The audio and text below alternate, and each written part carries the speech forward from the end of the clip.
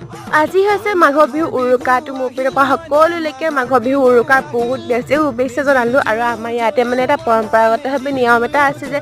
উৰুকাৰ দিনাখন তামোল গছ বা এনেকুৱা গছবোৰ বান্ধিব লাগে তো আমি সেইকাৰণে খেৰেৰে এনেকৈ বান্ধি লৈছোঁ তাৰপিছত দেউতাক ঘৰৰে খালত মানে মাছ মাৰিছে কিন্তু মানে দেখিছোঁ নহয় গোটেই একদম মানে সৰু সৰু পোৱালিবোৰ আহিছে আৰু সেইবোৰ পোৱালিটো ধৰিব নোৱাৰি ন সেইকাৰণে সেইবোৰ নধৰিলে তাৰপিছতে মোৰ বনাবলৈ আছিলে পিঠা মানে শেষ নহ'ল যোৱাকালি তো সেইপিনে মই পিঠা বনোৱাত লাগি গ'লোঁ এইপিনে খুৰা আহি পেলাই মই গাহৰিৰ কাৰণে লাই শাক দি থৈ গ'লহি তাৰপিছত মায়ে লাগিছে পূৰা চুঙাত চাউল ভৰাবলৈ আৰু এইপিনে মই ভাবিছোঁ কি এইবাৰ তিলৰ লাডু বনাম মইতো লাডু বনাব নাজানো কিন্তু নতুনকৈ শিকিছোঁ আৰু দেই এইপিনে মই ধুনীয়াকৈ বনালোঁ আকৌ দেউতাই এইপিনে চৰাই চাফ কৰিলে তাৰপিছত হাঁহ আৰু চৰাই দুটা ময়ো চাফ কৰিলোঁ যিহেতু মাঘৰ বিহু বুলি ক'লে হাঁহ আৰু চুঙা পিঠা এটা বহুতেই মেইন এইপিনে দেউতাই পূৰা চুঙা পিঠা মানে বনাই আছে তাৰপিছত খুৰা আহি পেলাই এইপিনে চুঙাত দিয়া গাহৰি পুৰিলে আৰু এইপিনে চাকচোন এইটো ভেলাঘৰ জ্বলাই দিলে আৰু ৰাইজলে